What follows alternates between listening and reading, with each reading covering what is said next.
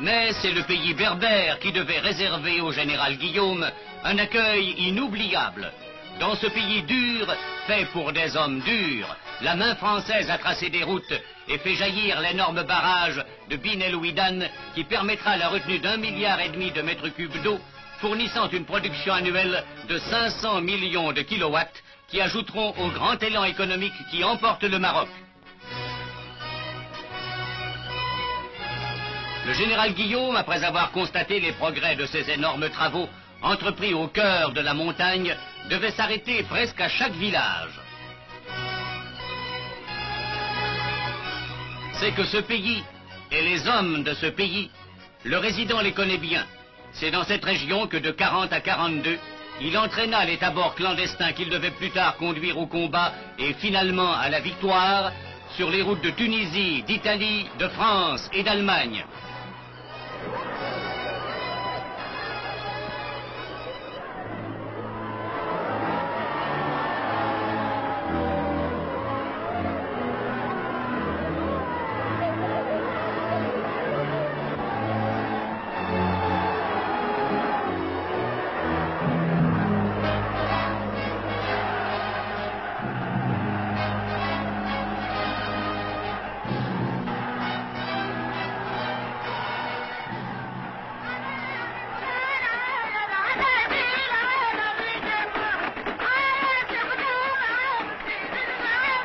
Casbah Tagla d'abord, à Khénifra ensuite, où la foule berbère l'acclamait, le général Guillaume pouvait dire: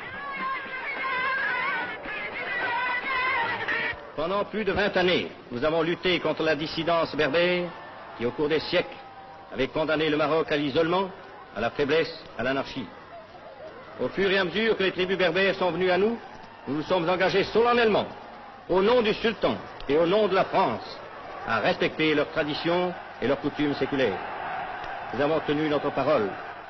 Et c'est pourquoi les Berbères, nos adversaires d'hier, nous sont restés fidèles aux heures les plus tragiques de notre histoire.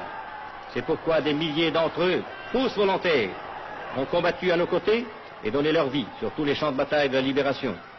Ils continuent avec la même bravoure à s'illustrer chaque jour dans les durs combats d'Indochine.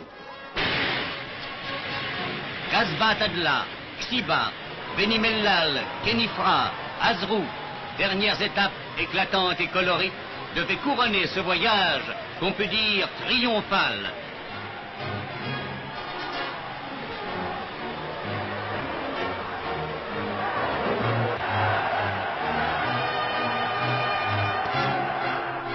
Sa halte à Khénifra lui permettait de s'incliner devant la tombe du général de Loustal, son ancien chef. Et en quittant le pays berbère, le général Guillaume pouvait tirer la conclusion de ce premier contact avec le Maroc. L'évolution du Maroc exige que soit poursuivie avec toute la progressivité, mais aussi avec toute la continuité et la ténacité voulues, les réformes qu'impose sa modernisation. Je me permets de compter à cette fin sur la haute compréhension que Sa Majesté chérifienne Sidi Mohammed Ben Youssef m'a jusqu'ici toujours témoigné. Quant à moi, je n'ai pas de programme personnel, je n'ai pas de politique personnelle. Je ne suis ici que le représentant de la France et je veux travailler de toute mon âme pour la grandeur du Maroc et pour la grandeur de la France.